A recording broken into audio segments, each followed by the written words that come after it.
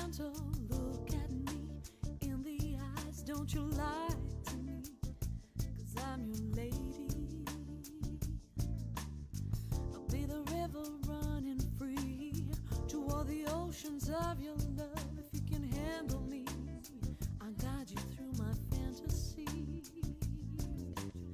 I'm fragile like a storm, yeah. I'm strong if you keep me warm. That's how I love. That's how I am. I'm a real woman, true as one can be. I'm a real woman, I'll make you see.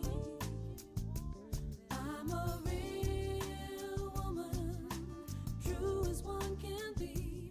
I'm a real woman, I'll make you see.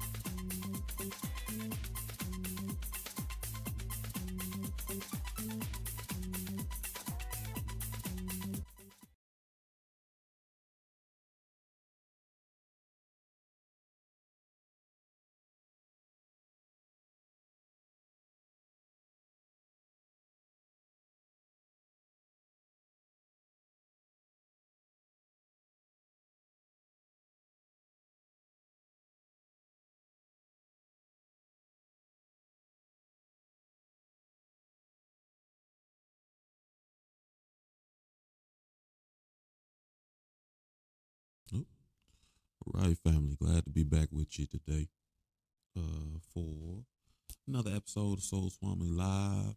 I look forward to continuing our discussion on our 7 spaces of healing. We are going to make sure we take a little time to discuss. As a matter of fact, I decided to take a little step back, and we are going to make sure we take a little time to discuss why healing is important. And we've discussed it before, a little lightly before, but I want to make sure all this information is together in one little space. So we're going to discuss why healing is important and several signs that you need to look for to let you know if it's time for you to actually prioritize healing for yourself. And then we are going to continue our discussion on the 7 spaces of healing. And that will be, how do we become spaces of healing ourselves? And how do we recognize spaces for healing, spaces of healing for ourselves? But like every other week, we are going to start with sound bowl. You're fairly new to it. We always use this one set to throat chakra. So we start with the sound bowl, then we do a meditation.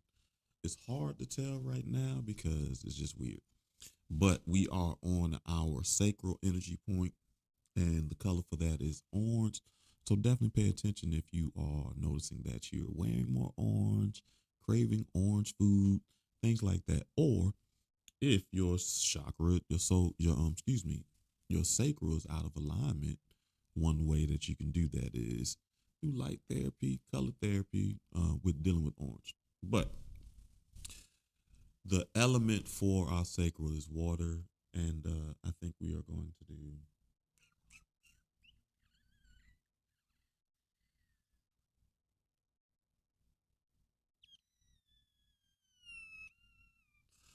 369. But no, not 369. 478. We haven't done the sun moon healing in a minute, but I don't know. It just feels like it's kind of long, and yeah. Um, Scratch. We'll do the sun moon cleansing as our breathing exercise when we get started. Yes. Doo-doo-doo.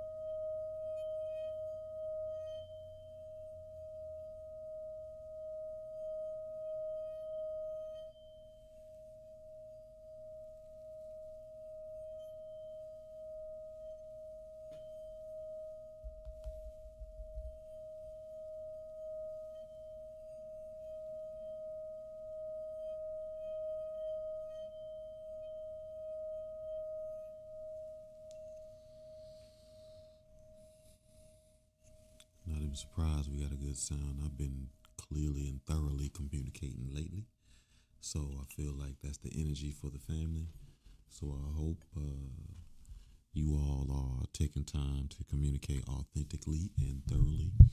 And if not, begin to start taking that time. So yeah, you can live a little free. So if you are fairly new to sun moon healing, cleansing, is you basically, we're going to visualize a circle above our head. It can either be a sun or a moon. And with every breath in, we bring that moon or sun, that light down to a different energy point, and we visualize it actually cleaning that energy point. So good thing is you don't have to hold your breath for any count like we with our other exercises. So you just gotta breathe deeply. We'll start that on my count of 3. Again, you just relax, get yourself in a comfortable position, close your eyes, or just use your mind eye, and start off by visualizing a sun or moon right here above your head. And that area right there is your crown. So as you see the light form above your head, I want you to visualize that light as cleaning your mind. Anxiety, negative thoughts, fears, anything that's bothering you for the day. So you visualize it cleaning your mind. And on my count of 3, we're going to breathe in and bring it down and release. All right? So 1, 2, 3. Breathe in. Bring it down to your third eye and release. Now let it clean your third eye. Your intuition. Allow you to begin to trust yourself again. And breathe in. Bring it down to your throat and release. Allow it to give you the confidence you need to be able to communicate authentically. Congratulate yourself if you've been able to find your voice in situations where you weren't previously able to do that. And then breathe in. Bring it down to your heart and release. Make space for yourself to give and receive love. Clear the space of your traumas and worries and allow the light to heal you. And then we breathe in. Bring it down to your solar plexus, your stomach, center of a lot of your emotions. Allow yourself to feel clear and comfortable and confident in your emotions. Allow yourself to know that you do have the tools to control and adjust your emotions. Then you breathe in and bring it down to your sacral and allow it to clear yourself. Find your passion. Find your love.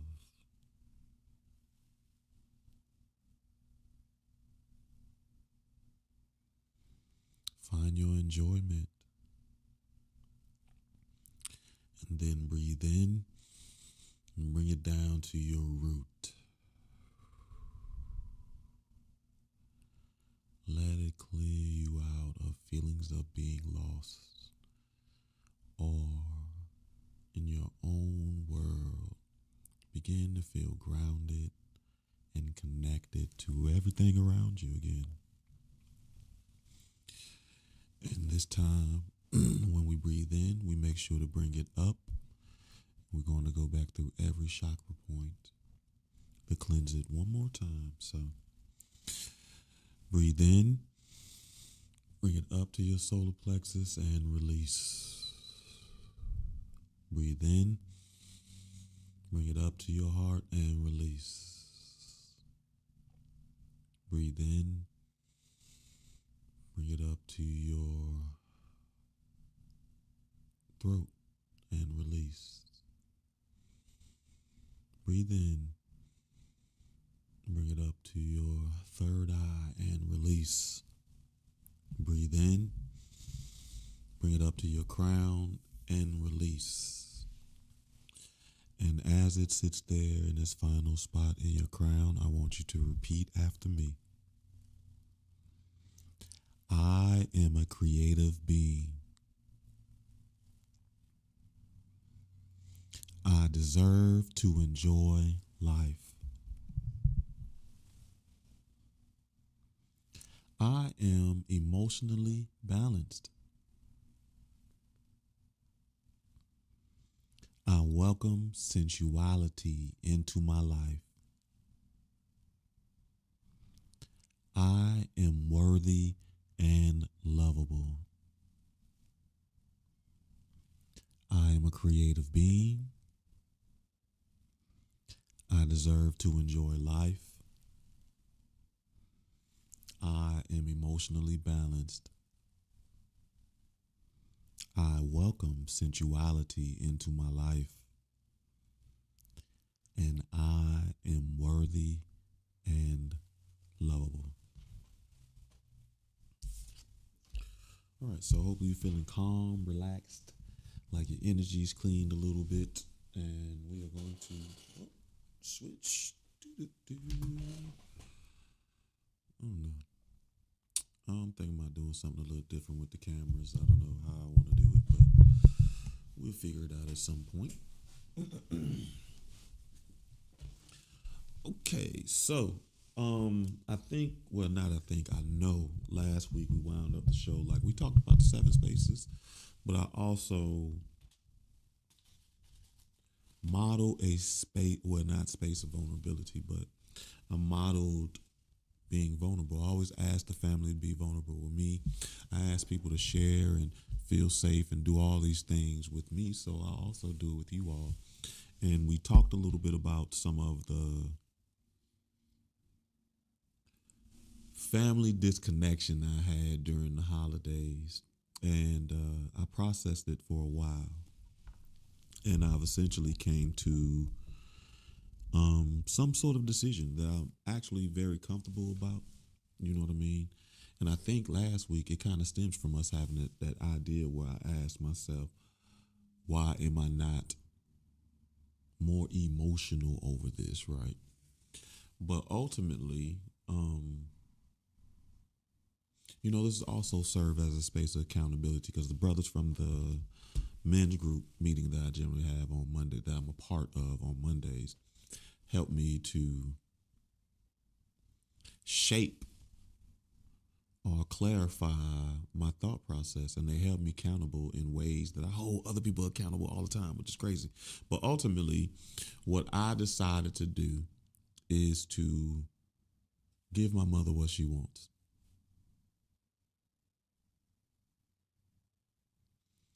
And I am pretty much very okay with that because it was crazy. Because as I was talking to the brothers last night, I'm telling them all the reasons and all the rationales, all the things that I'm thinking about on why I'm okay with this. And one of the brothers pretty much said, "You pretty much just wrote your roadmap of healing for this situation." But ultimately, I got a ton of reasons why I'm going to, or why I'm okay to be able to give my mom what she wants. And if you are unfamiliar with that, ultimately she said she no longer wants to be my brother. I'm laughing at that because it's not funny. It's the irony of the statement and the irony of a lot of different things, which makes me laugh. But she no longer wants to be our mother, which is cool. But I recognize one of the reasons I recognize this is, and we talked about parents and stuff like this, but I do understand sometimes children are born to fill voids within their parent. And I totally understand that. And there is even no trauma or no ill feelings towards understanding that, because my mom lost her mom at 12. So she felt very much alone in this world. And I feel like the universe provided her with two children, you know what I mean? So that she would never be alone, or at least never feel alone. But ultimately, and it was crazy, another one is I felt tired. And it's crazy because I had this discussion with my OG earlier that day. And I was telling him the same thing that I just told you all, that I plan on giving my mother what she wants. And I appreciate my OG, and I know where he was coming from. He was trying to make sure that I am actually looking at both sides of the coin. So as I tell my brother this, and I mean my OG this, he says to me, like, you don't always, sometimes you got to give people what they need, and they don't always know what they need, right? And I told him I appreciate him saying that, but I also understand. I told him this. I said it's been something that I've been saying over the last couple of years, and I really had to think about why I keep saying that I'm tired, right? And I even gave them the example of one time I was having a conversation, and my mother told me that I'm the person that always checks her. And I told her, I don't want to be that person. I'm tired. And what I explained to him is I've carried that burden for 45 years. And I'm tired. Emotionally tired. Spiritually tired. That's been a burden. And I'm tired. And my OG understood. Then I had another reason I thought a little longer. And I've even discussed it with you all, how it provides me an opportunity to be able to heal in a way that I would not be able to heal.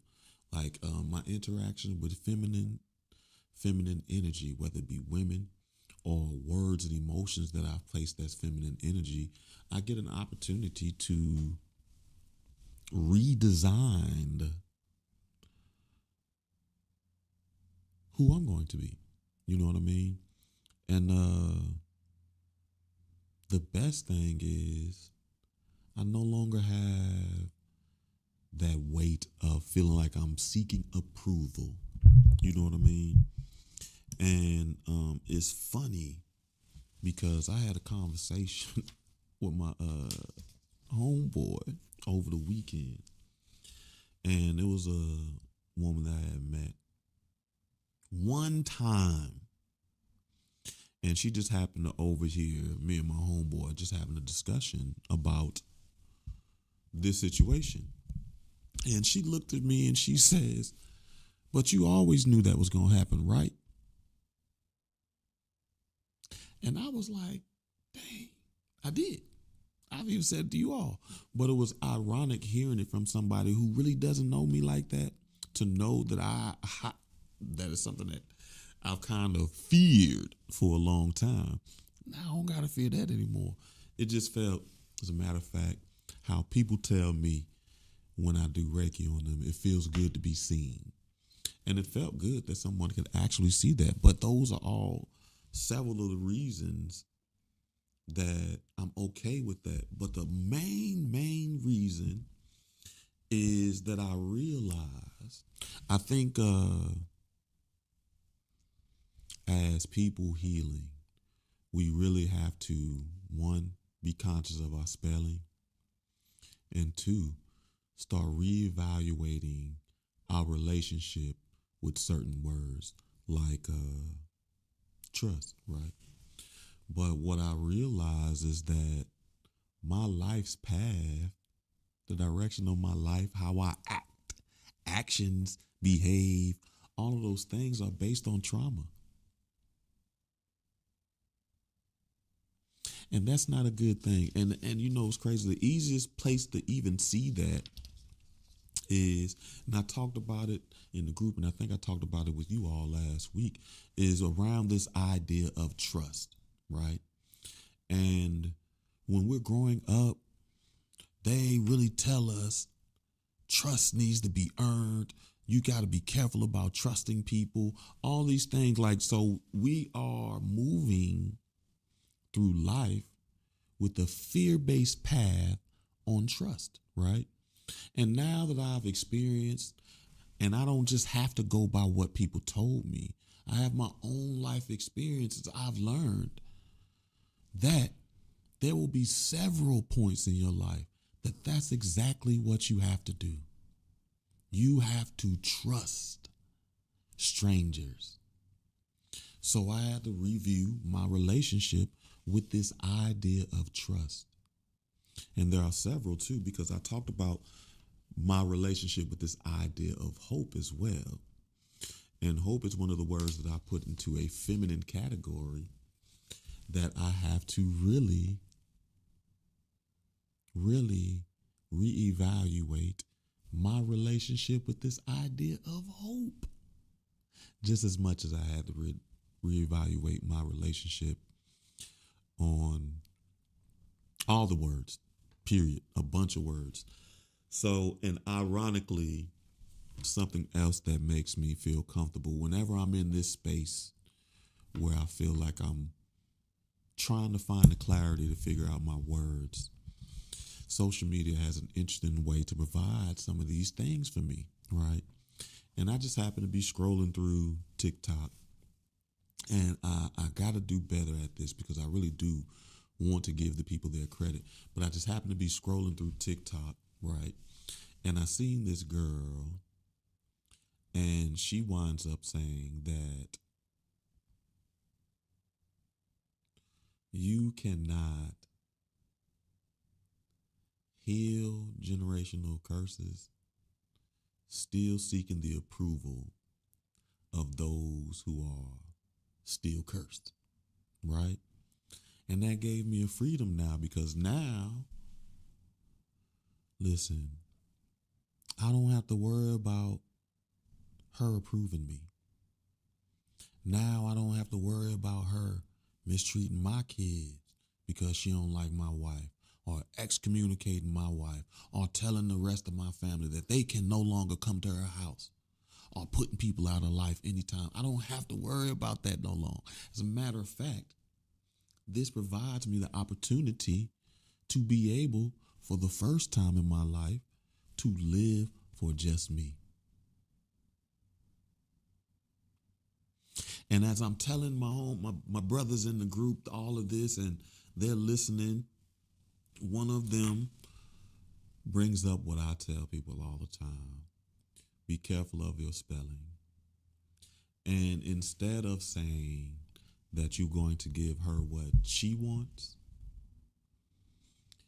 he offered me another way to say it. And it said that I am giving myself what I need. And pretty much as I think about all the opportunities that it have, I said I feel like the universe wants me to see past the pain of the situation and look for the opportunities for growth and healing. And it does do that. So now, instead of me saying that I'm giving her what she wants, I'm making sure to say that I am taking what I need. Right? So that's a quick update on that. Now we can get into business on what we actually are here for today.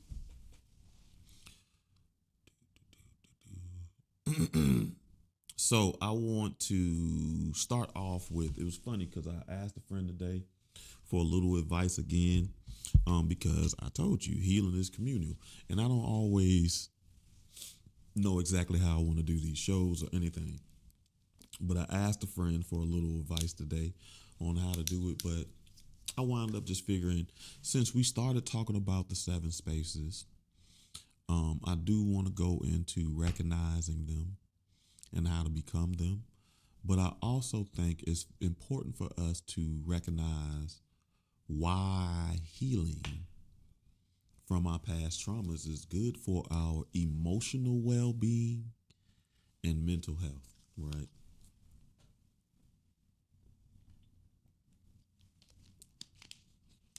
Forgive me. So, one reason why healing is ultimately important for us is, like I said, our emotional well-being and mental health. That unsolved trauma can lead to all types of emotional issues, such as depression, anxiety. You can even carry in that misplaced anger a lot of times, just weighs you down. All of these things winds up being weight on your spirit. And it actually winds up being the things that make sure that your heart is not lighter than a feather, right? So healing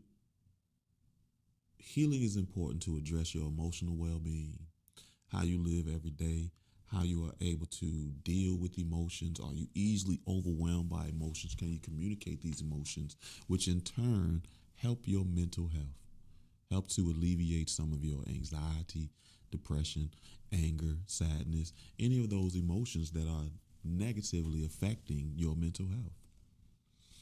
Another reason why healing is extremely important to us is literally your physical health.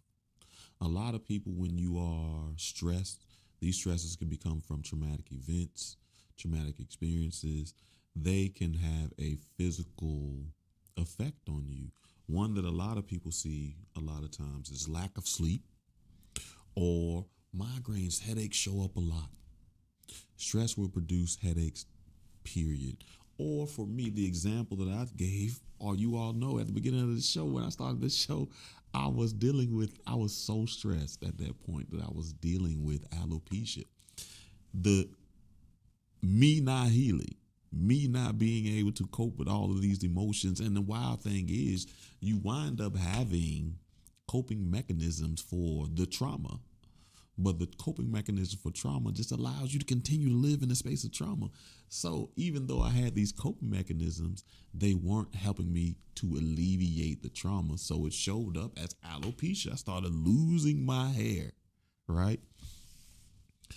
Other than that, which is more important, which not necessarily more important, but is very valuable, is healing yourself will help with your immune system.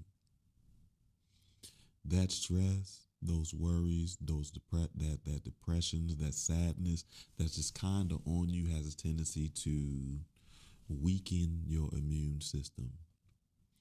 And especially with this being wintertime, we definitely want to make sure that we are in a space that we are our most powerful self. With COVID still out, the flu still out, all of these things still out there, you want to make sure that your immune system is performing as best as it can.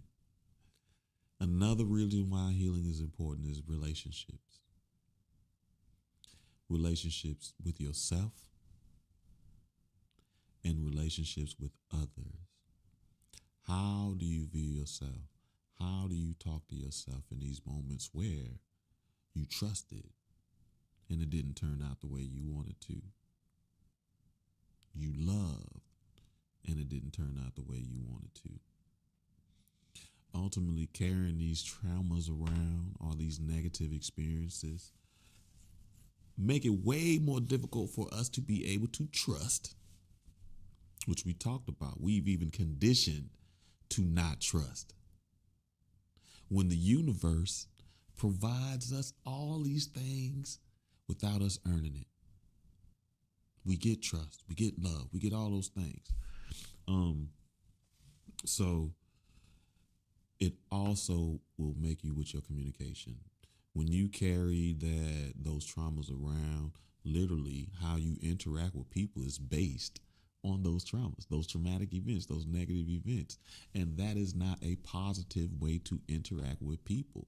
One way you wind up seeing is a lot of hypervigilance, in the sense that people are always worried about someone taking advantage to them or making sure that they prove that no one can take advantage of them, right? And it also affects your intimacy. Healing or carrying that trauma around affects how you build intimate relationships, how you view sexuality, how you view passions, how you view intimacy, period, is shaped on those experiences. And healing is important so that you can make sure that you have a healthy idea, a healthy relationship with that word intimacy. One of the things that I see most of the people struggle with when I'm doing Reiki is that intimacy, right? And a lot of people put intimacy in a box of sex, but vulnerability is a form of intimacy. And when people get into this space and they are required to be vulnerable, they feel and recognize how intimate vulnerability is, right? But if you are carrying all this trauma, it's affecting your relationship. It definitely is affecting your relationship with this idea of intimacy. So healing helps your relationships. It also gives you the opportunity to recognize, gives you the opportunity essentially, not even to recognize, but it will give you the opportunity for personal growth. All the time we talk about doing these self-evaluation, self-analysis on yourself. Just look at yourself and be authentic with yourself and realistic about your what's his name. But healing, going through this healing process, seeing why you behave the way, thinking about why you behave the way you do, why you respond the way you do, what advice have you been given, what experience have you been given? Was it from a positive or a negative standpoint, not the intentions? Because a lot of advice that we've gotten, the intentions were well intended. But we always know the path to hell is paved with good intentions. Intentions matter less than outcomes, right? But the healing process helps you to understand yourself better. You really will know who you are. And you will either start to make steps to live authentically who you are, or you will continue on the path living for other people. But healing will allow you to understand yourself a whole lot better. Just taking that step to go through those processes. And we always think we know ourselves. But when we start looking at our relationship with these words like trust, hope, love, communication, you know what I mean? Intimacy, those things, when we start looking at our relationships on that, we can begin to see new pictures of ourselves. And then also, like we always say, we make sure that we look at it from both sides of the coin. We look at it from the positive, how these behaviors may benefit us. Then we look at it from the negative, how these behaviors are actually keeping us from our goal. Because if these behaviors actually got us closer to our goal, we would be at our goal, right? Remember, the homework has been, what is your love life going to look like? What is your rich life going to look like? And who do you have to be to get these things? Outside of within personal growth, healing process builds resilience. In the sense that when you go through the healing process, you will cultivate, develop, be given, create, whatever word, you will have the tools to deal with these emotions, the tools to deal with these events, the strength to be able to help other people as they navigate these waters, not only with advice, but with your testimony, your story, how you survived this, how you healed, what steps did you take, and what difference did it make in your life. It builds resilience. Now, like I said before, you also get to develop new coping skills, true coping skills, like patience. Forgiveness is a very good coping skill. Another coping skill that we like to use a lot is grace. Give yourself grace. Don't be so hard on yourself. Those are fantastic coping skills that you learn through the healing process. So now you no longer look at yourself based on your accomplishments. You don't seek approval based on your accomplishments. You know you have the coping skills to be able to seek approval by living as you authentically are. Healing breaks cycles, the negative patterns and behaviors within ourselves and our families. And when we have that conversation with ourselves, we need to be realistic about our negative behaviors. And if we are unsure which of our behaviors are negative, it is those behaviors that are not helping us achieve our goals. Especially with the family. When you start breaking these cycles, once you heal yourself, you give you and your family the opportunity to break generational cycles, right? And you become the first person, like I said, that TikTok, you no longer seek approval from those who are still cursed. You break free. And now you serve as a model to your family and those that will come, those that are here with you and those that will come after you. on how to heal yourself, how to rebirth yourself, how to be born anew, right? The next thing that it does, it gives you empowerment. One, not just one specific way, but one specific way that I like to discuss. It gives you feeling of control over your life. Empowerment.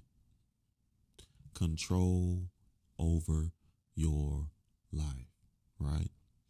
Which is similar to what I was just talking about earlier, where now when I say I've been going through this healing process, the universe is providing me opportunities and I'm recognizing the opportunities, but I'm going through this healing process and I actually get to live for myself. I get to do what I want to do and don't have to worry about anybody else's thoughts. This is probably the most control over my life. I've had a lot of control over the actions I've taken, but this is the most control I've had over the direction that I'm going. And I directly connect that to the healing process. That's what healing does for you. Right? So,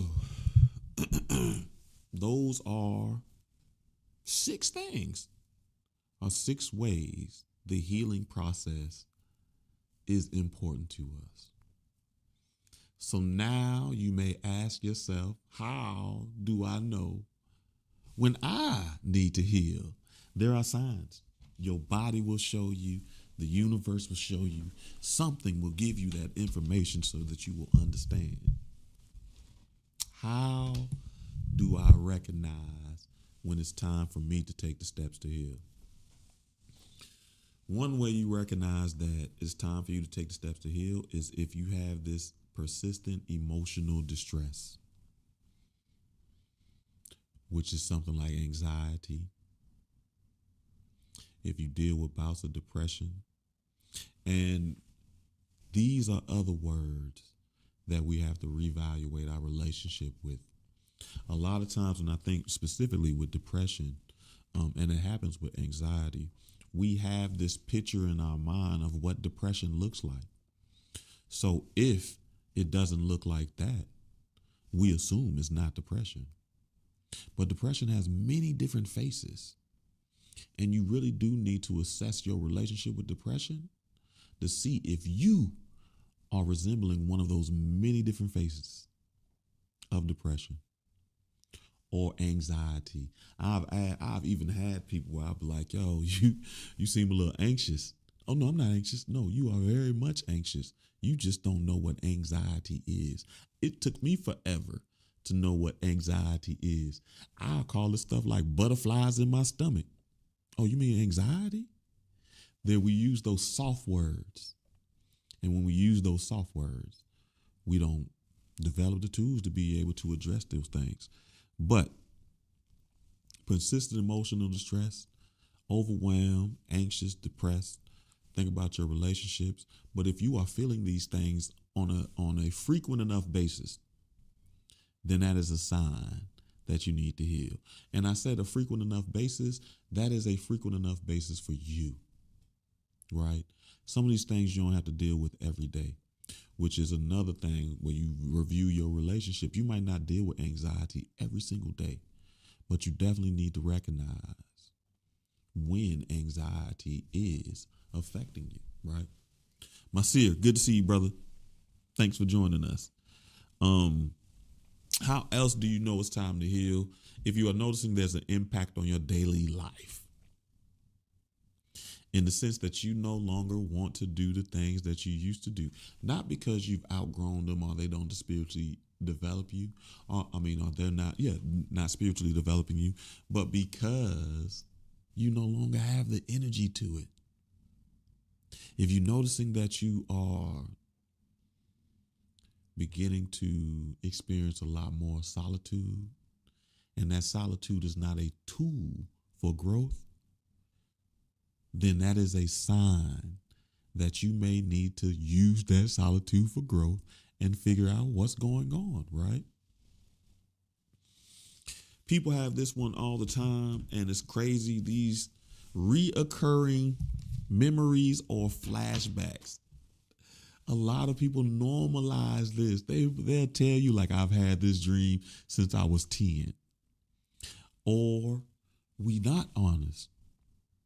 One way that we deal with this is death and loss. If you've ever lost someone very close to you, then you know how randomly the emotions of that loss will show up, right? That is a recurring memory or flashback.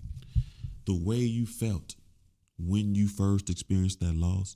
Like, for example, I will never forget the day that they closed the hearse on my father's coffin. I know exactly what I feel. I know I can tell you exactly what I felt.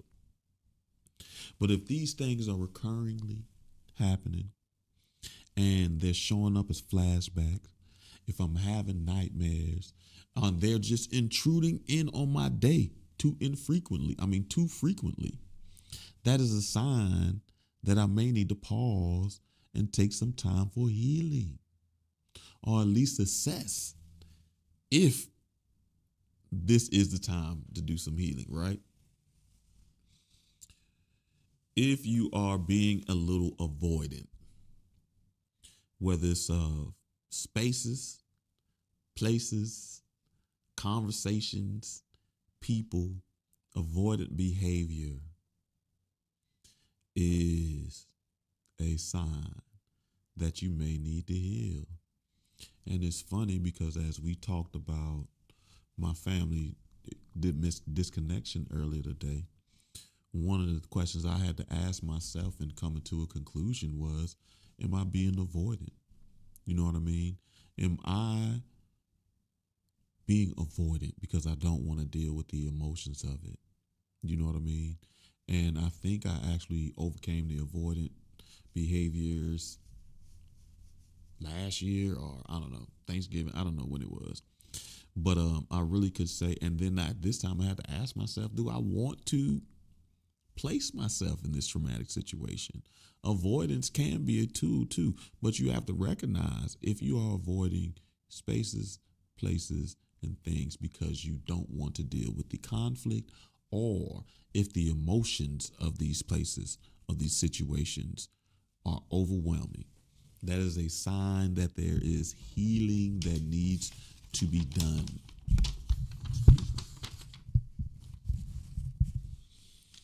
If you have a difficult time trusting others, again, I said this, and it's hilarious how people look at me like I'm crazy when I say trust is to be given, not earned. And if you feel like trust is to be earned, I need you to take some time and look at, how does someone earn your trust? And why are those the specific ways that someone can earn your trust? And then look at what those specific ways are connected to. They are connected to events. And like I said earlier, a lot of how I function through life is based on trauma, trying to avoid hurt, trying not to experience that. But that's not life. And you still wind up experiencing it, right? That those people who, they don't always say it, but you know they live by that constant fear of kind of waiting for the other shoe to drop. Hey, Marquita, I see you on TikTok today. I appreciate you. Thank you. Most important way to recognize if you need to do some healing, and it's funny because this is the one that everybody recognizes when they don't recognize all the other ones, is if you are having feelings like you are stuck. You don't know what to do, where to go next, feels like your life isn't going forward, whatever, however you describe those feelings of stuck, that is a sign that healing needs to occur. Now, what you need to heal from, that's where that self-assessment comes in. That realistic self-evaluation. And if you create these spaces for healing, these spaces for healing will help you to figure out what that is. Why are you feeling stuck? Especially a space for accountability. Because a space for accountability is going to make you accountable to the things you think, say, and they're going to challenge those things, right? In an effort to help you grow and expand, not to prove you wrong, right? So those are, ironically, 6 signs to let you know that healing is needed. And I'm laughing at 6 signs because numbers have meanings. And we're doing the 7 spaces of healing. 7 is the number for God. And 6 is equality. At least the numerology I study. So I'm laughing at how we had 6 reasons why healing is important and 6 ways to recognize that it's time to do some healing. Now we can go ahead and get into, what time is it? All right, we still got a little bit of time. So I think we're only going to do 2 of the spaces of healing tonight, and we'll finish the rest next week. But the first space that we're going to do is a space of solitude. So how do I recognize a space for solitude? Spaces for solitude have familiar symptoms. That's what we always call it. They have things that are very familiar if you look for them. So a space for solitude is generally a quiet space. We see this a lot in libraries. Libraries serve as a space for solitude, right? Because it is guaranteed to be a quiet place. Spaces for solitude provide privacy, not just a sense of privacy, but they actually do provide privacy, right? Now, it can be shared privacy in the sense like when I'm doing Reiki on someone, right? It is a space for solitude, and I give them space for privacy. So if they need space to themselves, I honor that, and I give that to them. But it winds up still being a shared space because I'm still here, right? But a space for solitude provides privacy. It also provides comfort. And the crazy thing is, we are looking at this space of solitude as a tool for healing. They do have spaces of solitude that are not a space for healing. They are a space for control. For example, I worked with children with reactive attachment disorder. If you don't know what that is children, essentially, children who struggle to form bonds with people, and they can be extremely reactive. Oh, shoot. I lost my train of thought thinking about telling you about this, so we're going to move on. A place of comfort. Okay, so some spaces that are solitude are not spaces for healing. So we'd have these kids, and whenever they got a little too out of control, we put them in a padded room. That padded room is not a space for healing. It was a space for control until that child can get control of themselves, so they won't be a danger to themselves or anyone else. So that is a space for solitude, but all spaces for solitude are not spaces for healing. So spaces of solitude that are spaces for healing will also have natural elements. That can mean if your space of solitude is outside, natural elements are everywhere. Or if your space of solitude is inside, you want to make sure you bring natural elements. I like to say it's the spirit of life. That's one of the reasons I have plants. Those natural elements bring an energy of life and growth in here. So whenever I need to have an energy of life and growth, I already have it easily accessible to me. So spaces of solitude have natural elements. Spaces of solitude are simple. They don't have a lot of stuff going on. They're not very busy. Not overwhelming, not visually, spiritually, or emotionally. That's how you recognize a space of solitude. And lastly, a good space of solitude has personal touches. And one of the reasons why I say personal touches are good is because those personal touches also serve as anchors to remind you who you are and why you're here, to keep you grounded. That's what I mean by anchors. Now, how do you become a space for solitude? How do I turn me into a space for solitude? Well, the first thing you want to do for yourself is create quiet moments. Make that a part of your time. One of the reasons, and it was a great suggestion by one of the family, Masir. I appreciate him. But one of the reasons we do the meditations and the visualizations, because it also serves as an example on how you can create quiet moments for yourself.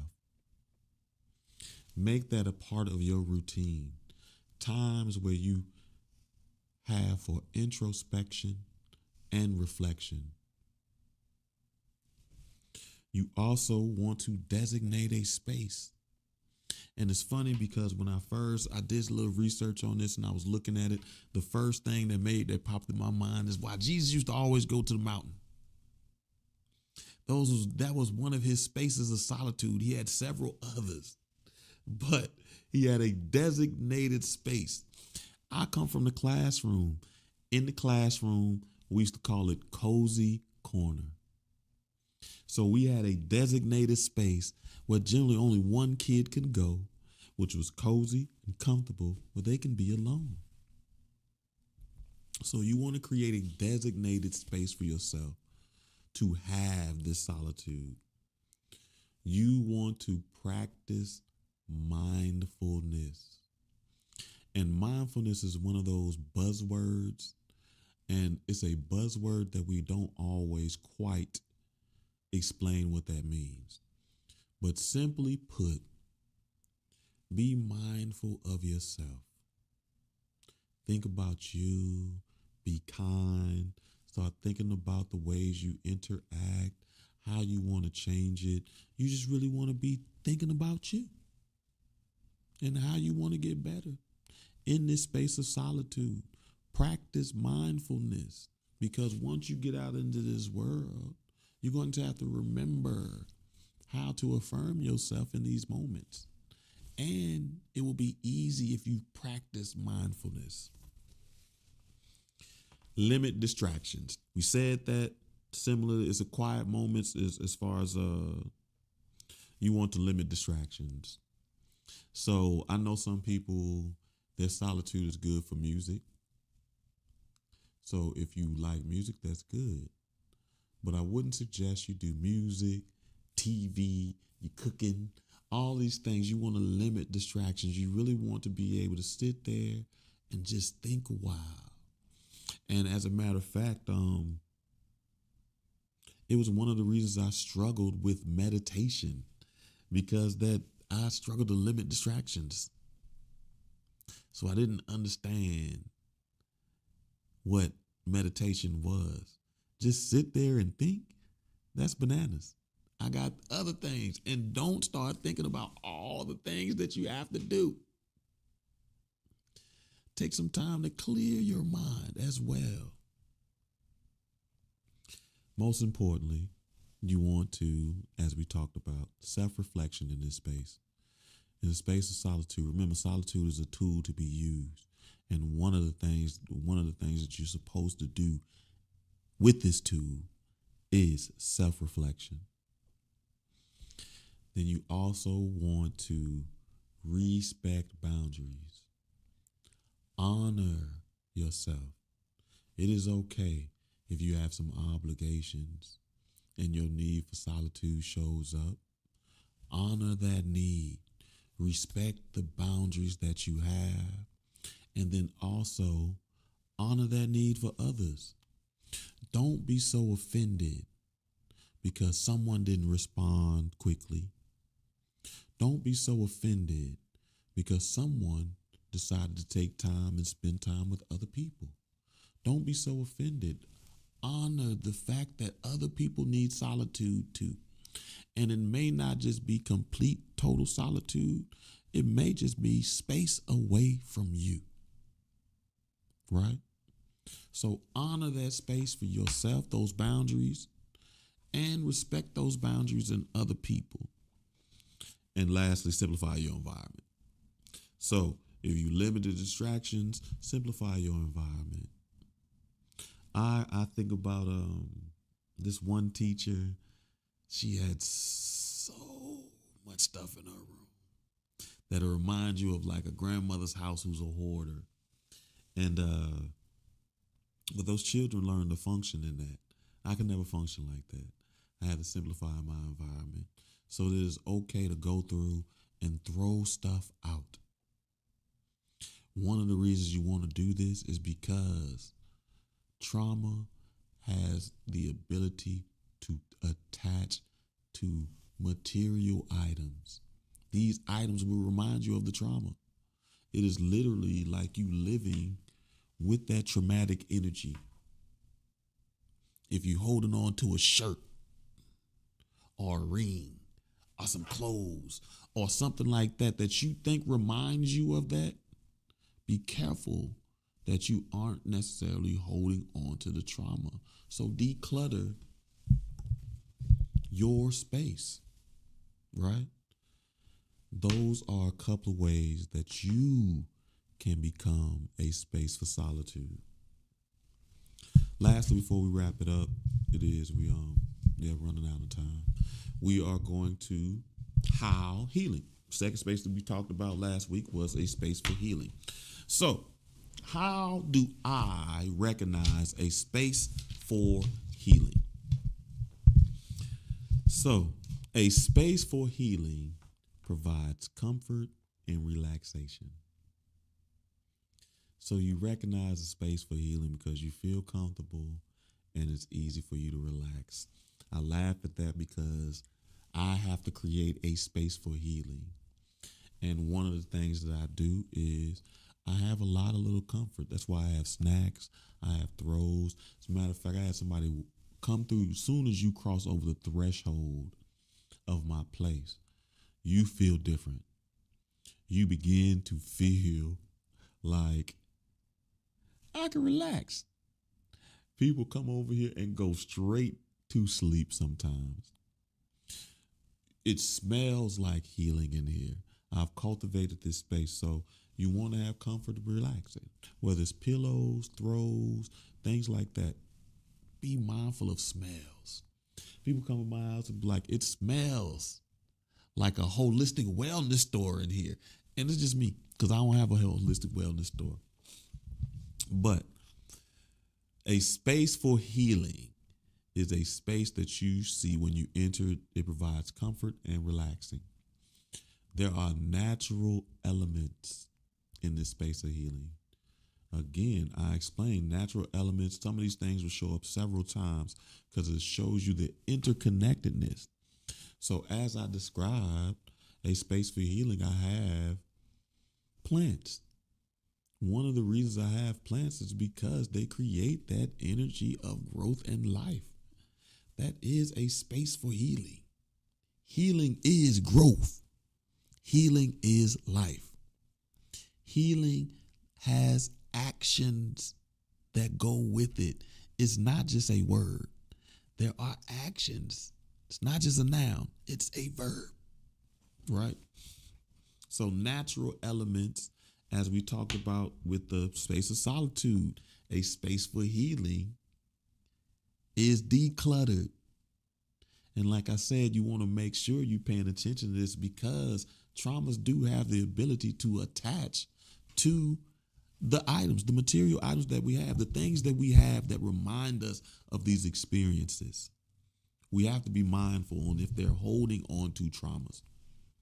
Dead serious. I remember we talked about this where I asked this woman to marry me, right? And either way, we decided not to be married. And she asked to give me that ring. She was like, well, do you want your ring back? No. Why do I want to hold on to that? I get how some people like, yeah, I want it back. I can get my money back. I don't even care. Some L's you just take. I'm not holding on to that trauma. I will let it go. So be careful of the memories that you're trying to hold on to. You literally could be putting yourself in a prison of trauma. Soothing sounds. A space for healing has soothing sounds. Earlier today, we had I had a little training session, and before the training session, one of my coworkers was on playing some soothing music, and the guy that we were going to have do the presentation, he was like, "Man, that's some soothing music. It feels like it's healing." Right, soothing sounds, whether it be music. Like we have the playlist where we talked about frequencies of 428, 532. Instruments, like we love our sound bowls that we use all the time. We love our rain sticks. We love our ukulele. We love our steel drums. Soothing sounds. My favorite of all is probably my wind chime. I got one of the wood ones. So just randomly when the wind blows, I get this calm, like, that's what it sounds like. So my wind chimes get to blow soothing sounds. You want to make sure in this, not even make sure, in this healing space, you will see soothing sounds. You will hear soothing sounds, or you will see the instruments, the tools that are available to create these soothing sounds. Personal touches. Again, they are very, very important, and you will hear this in several of the spaces. Personal touches is essentially bringing a piece of you to the environment, right? So you will look around in a healing space and see personal touches where people have brought pieces of them into the environment. Outside of this space, one of my personal touches that I've added to my own place, outside of it being my place, is I love photography, and I took a lot of pictures. So as soon as you come in my place, you see pictures on the wall that look professionally taken, but they are pictures that I took.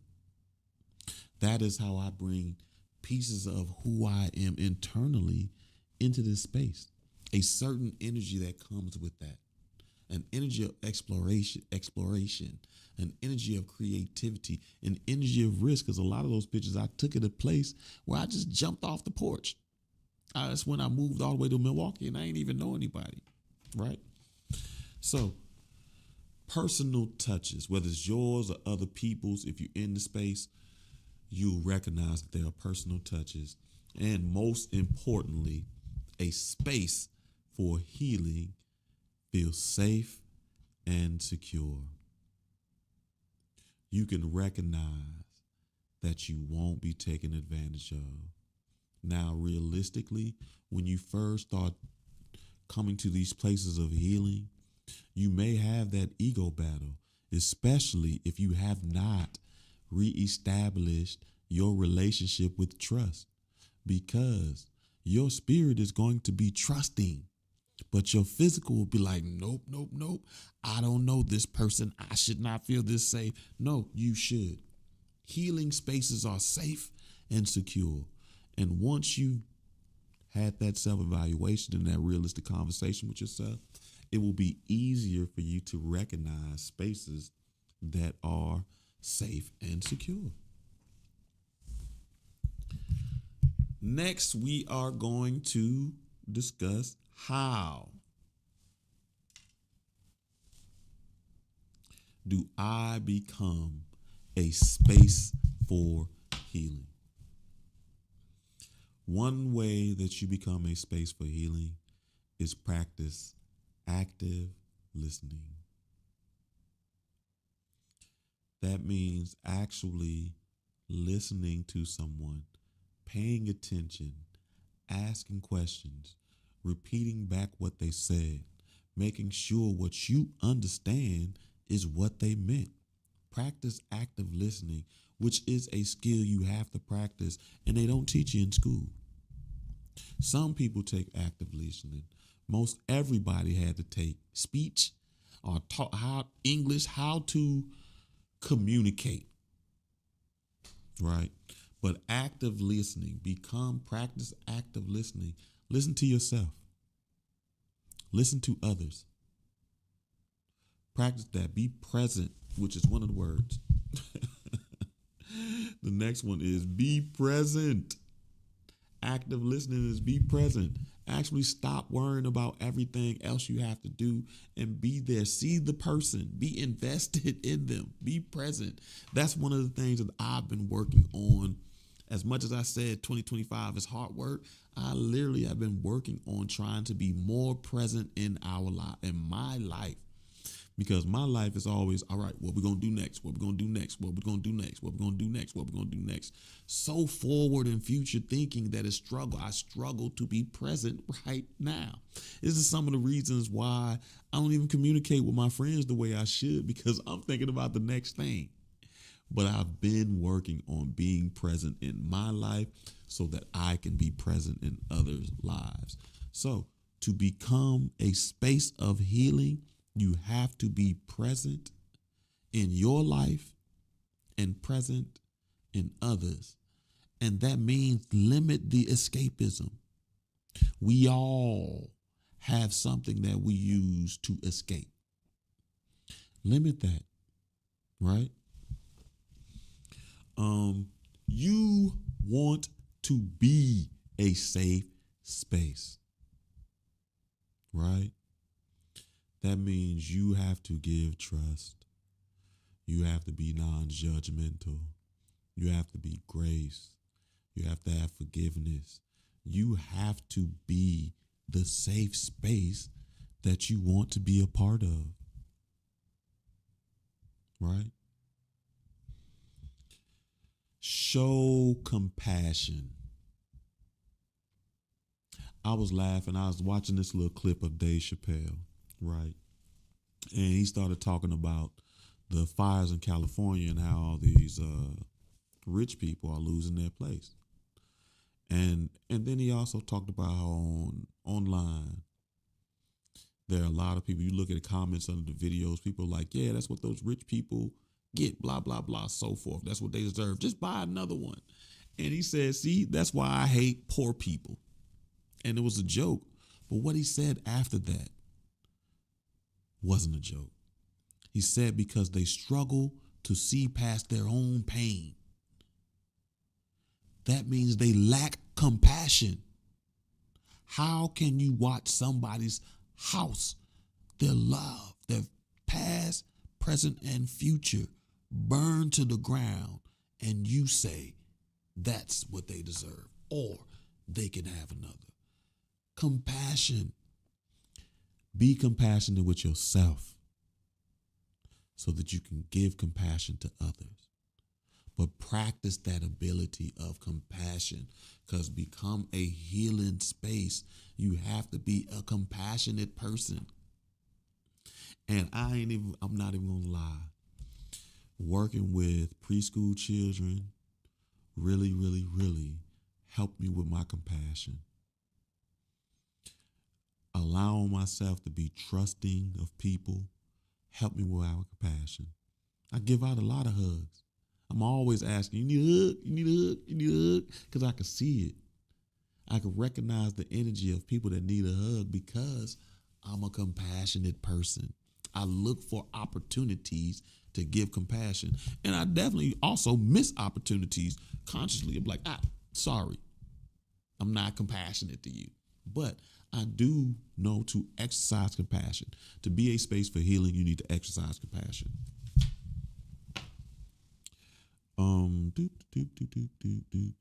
Encourage yourself.